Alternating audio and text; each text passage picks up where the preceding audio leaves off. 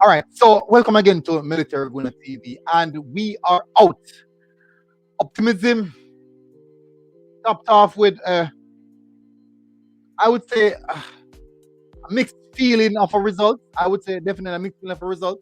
So it's Dominica 1, Jamaica 0. We are out. We didn't make it to the World Cup, and we are out of the Under 20 Championship. Tough one, tough luck. Let me say, well tried, boys. Hats off to you guys. You guys went out there, gave your all. You gave your all. You ran yourself into the ground. Hats off to you guys. Most definitely. No, it has been a tough one. It has been a difficult campaign. I know you guys have been through a lot. Most definitely. And I want to commend the hard work that you guys put in. I have to do that. Commend the hard work that you guys. Nevertheless, we have to get on to the game. So, as you know, the game started off one change from the last game, which was Chad James off, Tyler Roberts in. That's the only change, basically. A bit of continuity in regards to the team setup. Didn't really want to see Duncan McKenzie out wide because we needed natural width from the team. As the game prolongs, the first whistle blew. As you can see, the game kind of balanced, pretty much balanced, more in favor of the Dominican Republic, were a bit too reserved, we sit back a little bit too much. So that is how the game came by a defensive mistake by Badley Morgan. Nevertheless, the striker went on scoring a good goal, proper striker goal, feeding on the scraps wherever they came from. Nevertheless, the game goes on. Another error, which was called offside from a miskick from Blake, which led to one of the Dominican Republic player going through, and he scored, and it was ruled offside by VAR. Nonetheless, as the game continues, we grew into the game. We would have taken that as a warning going forward, and we kind of grew into the first half, kind of level up just a bit in the first half. Now, come back in second half, you'd expect things to change. There's no change specifically to the team lineup in regards to going in the second half. Then now, when you look at the performance, it was quite similar to that of what we saw in the first half. Now, I wanted to see an earlier change. No change until the 70th minute. I do believe that was a bit too late because it didn't give the players time to come on, who is coming on, enough time to settle into the game, adapt to the tempo. Initially, that we were actually struggling. Now, when we made the first two change, see that the team started growing. I believe that Bignell was a bit tired. You could see that he has tired legs. I was surprised that at the persons who came off, Tyler Roberts came off and Pearson came off. Tyler Roberts didn't look tired. I did believe at the point in time that Duncan and also Bignell could have came off first, where you'd make that assessment, but he did went on to change to a back four when he took off Jaden Anderson, and also he took off Jaden Anderson, and I think Duncan at that point was on about 75th minute thereabout, and that is when we started to grow into the game. Kamal Paul came on, was a breath of fresh air. He really injected some intensity into the game, some aggression, some more intent going forward. Hats off to you, Kamal Powell. And people are asking, where were you through the entirety of the campaign? I am also asking the same question.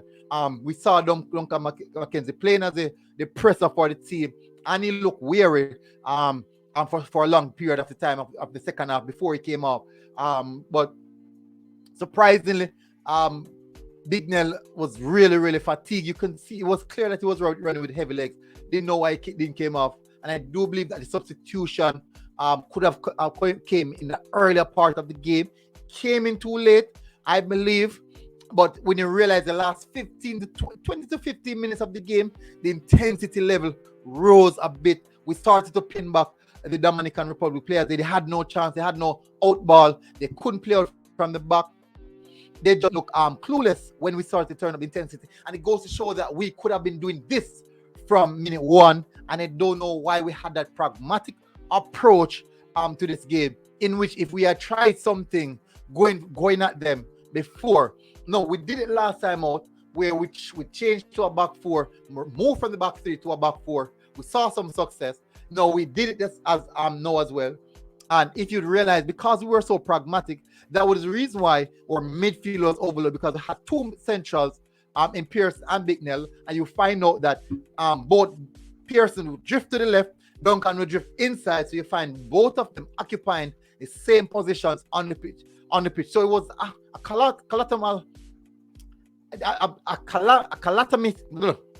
a defense, a midfield error. Was, what's the word? Calatamy?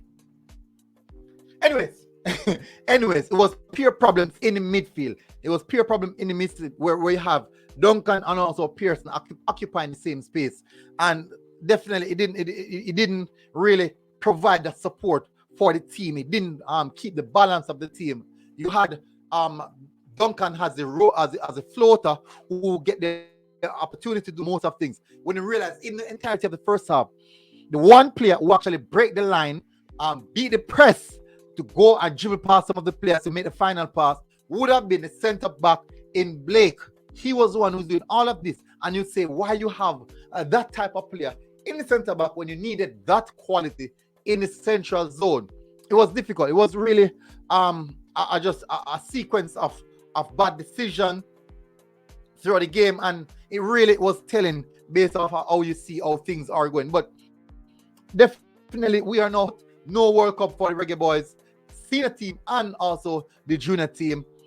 Tough to take, really tough one to take. Hopefully the girls can take some shame out of our faces. And also no more of the Under 20 Championship quarterfinals. I do think that was quite a good run going into the quarterfinals, definitely. And that's one we can build on. We can build on. It goes to show that we do have a quality team, but it boils down to coaching and team selection. You can see where things kind of fall off. So definitely, Fuzzy, you have to take criticism for this one right throughout.